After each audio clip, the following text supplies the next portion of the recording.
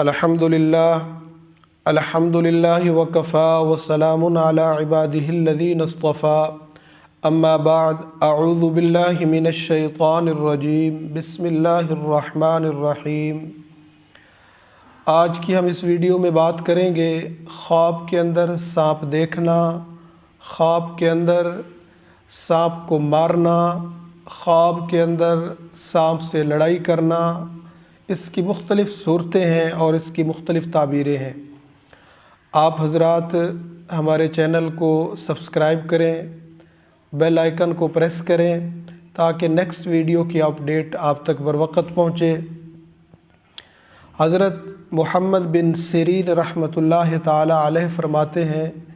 अगर किसी शख्स ने ख्वाब के अंदर सांप देखा तो दलील है इस बात की कि उसने अपना सबसे बड़ा दुश्मन देखा है, जो उससे बड़ी दुश्मनी रखता है, जो उसका बड़ा दुश्मन है, जो बहुत ताकतवर दुश्मन है।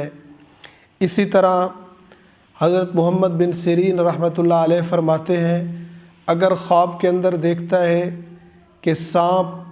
से लड़ाई करता है, सांप को पकड़ता है, लड़ाई करता है और लड़ाई करते करते सांप पर गालिब आ जाता है, तो दलील है इस बात की कि वो अपने दुश्मन से लड़ाई करेगा और दुश्मन को ज़ेर करेगा, दुश्मन पर भारी हो जाएगा और दुश्मन का मालो मता ले लेगा। इसी तरह अगर ख्वाब के अंदर देखा कि सांप से लड़ाई करता है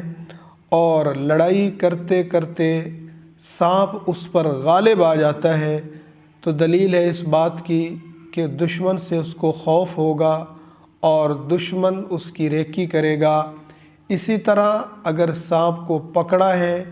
और सांप का गोश्त खाया है, तो दलील है इस बात की कि दुश्मन पर गालिब आएगा और दुश्मन का माल हासिल कर लेगा और दुश्मन को नेस्त व नाबूद कर देगा।